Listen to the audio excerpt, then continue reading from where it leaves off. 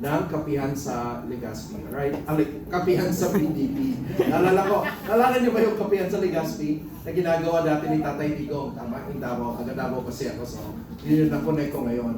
So anyway, ladies and gentlemen, no, kanina in-introduce na sa atin kung sino yung magiging members ng panelists natin this morning. And the reason is because gusto nating himay-himayin kung ano ang laman ng Pahayag 2025. Because we've only seen yung isang aspect o yung isang result which was about the cabinet, but there's so much there. In fact, ni-review ko kasi pinadala na ako ng copy ng buong resulta ng Pahayag 2025, and there's so much na dapat natin talakayin doon. But also, we believe that surveys are very, very important because they're like early warning signs para sa atin. But I also believe na parang we're also entering the second phase, no, aside from the survey, which is the conscience phase, where we get to hear people, mga insiders, mga nasa loob, na nagsasabi ng totoo at anong talagang nangyayari. Okay, so they give a face to dun sa mga numero na nakikita natin sa mga surveys. So ayan, so kaya nandito po ngayon, kasama natin yung mga very credible people na pwedeng magsabi sa atin kung nasaan tayo in terms of yung political landscape natin ngayon, paano na ba yung standing ng presidente natin, ano talaga ang nangyayari, ano yung mga realities doon sa loob. So, and that's gonna be the discussion this morning. So I'm sure you guys are excited as much as I am also excited kasi kasama natin ngayon yung mga experts. So, Ma'am Malu, doon po sa pahayag, sorry po kayo kaagad yung sa 20 pahayag 2025, alright? Can you please tell us about paano po yung konting background sa yung methodology na ginagawa yung survey para maintindihan ng mga tao natin? Oo, salamat Rob. No? Yung sa methodology, siguro kailangan kong i-emphasize dito sa several things. One, pag compared kami sa ibang survey firms, ang aming respondents, registered voters. Dun sa dalawa, likely voters. So, may filter question kami doon at tinatanong namin, nakaboto ka ba ng 2016, 2019, 2022, 2025? So, pag hindi, at na-miss niya dalawa, hindi namin kinukuha yon. When I say hindi namin kinukuha, yung market panel. So, the second difference is, hindi kami face-to-face, may market panel kami na yun ay nasa Singapore. Ang pangalan niya Pure Spectrum. It's a US firm located in the region based in Singapore. Pure Spectrum maintains at any given time 200,000 registered voters.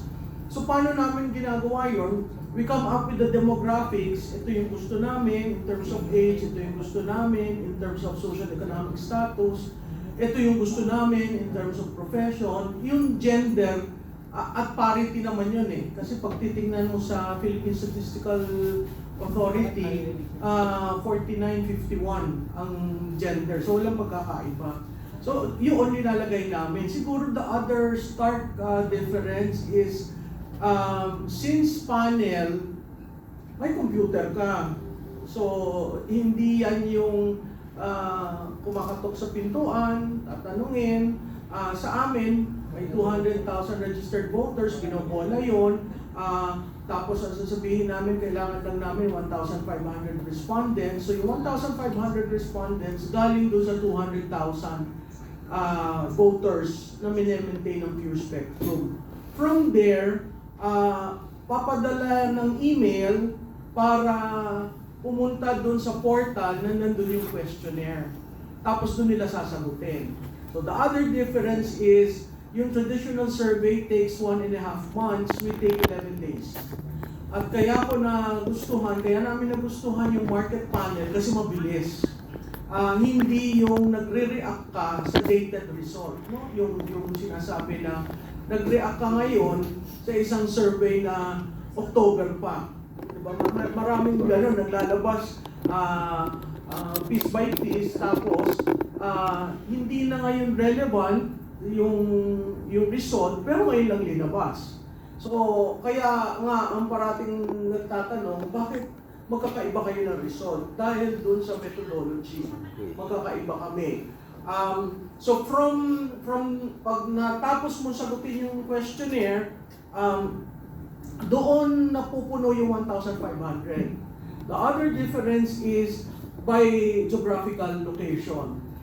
Doon sa iba, 3 lang, Luzon, Visayas, Mindanao, or at most 4, kami 5. North Luzon, NCR, South Luzon, Visayas, Mindanao.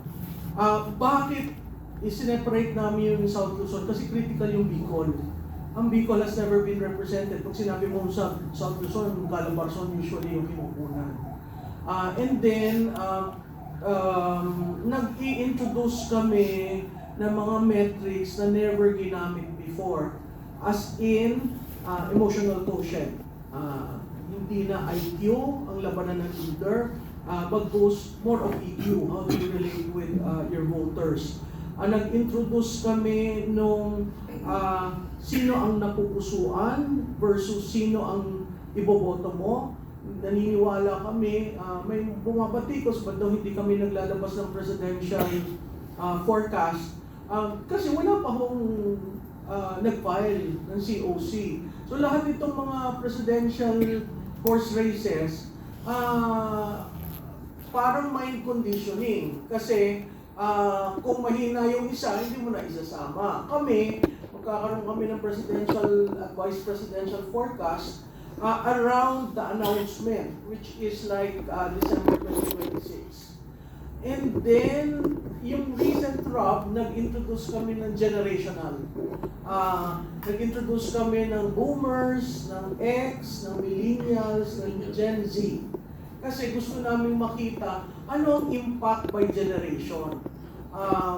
So marami kami ini-introduce dahil yun ay lessons learned from some of the national campaigns I handled na parati sinasabi ng kliyente, bakit ganito, where is the beef? Paano nagre-react tayo 1.5 months delayed? So, yun yung mga reforms na inumpisahan namin sa pahayag. Siguro ang pinaka-major difference, yung pahayag is our corporate social responsibility, which means kami ang gumagastos. Madalas tanong yan sa survey firm, sinong gumagastos. Kami po ang gumagastos ng quarterly namin. Binibigay namin yon hindi strip piece, kundi buo. Yeah. So yung public deck, kung mahilig kayo sa numero, mahilig kayo yung political junkie kayo, you can readily download the whole, kung minsan 100 plus slides eh. Dina-download namin yun at pinababayaan namin yung taong bayan na mag-analyze ng kanilang sa tingin nila dun sa numero. So, paminsan-minsan may kinokorek kami, pero parati kong sinasabi dun sa team, analysis nila yan. For so long as we correct what is in our data and they analyze it differently, kanila yon. So yun, Rob. Alright, so siguro, yeah, it's good that you said na parang may mali doon na dapat i-correct din. Because a lot of people thought na yung net rating na 27 was referring to the president, right? Yes. But in fact, ang survey, ang lumabas doon sa survey, medyo staggering siya. Kasi mas significant pa yung negative net rating. Can you tell us about it po? Well, yung kasing pinanggalingan ng negative 27, actually maganda yung pabbat eh. Kasi lahat negative. Pero ako, may tinatawag sa survey framing, ang tawag doon Likert scale. Sa Likert scale, meron kang mga ilang options. So kung meron kang approval, undecided, disapproval, hindi mo pwedeng iset aside yung undecided, no? May nakitahan akong interpretasyon na isang magaling rin na sa numero, sinabi niya doon na kaya ko ginawang negative ito kasi gusto kong i-compare.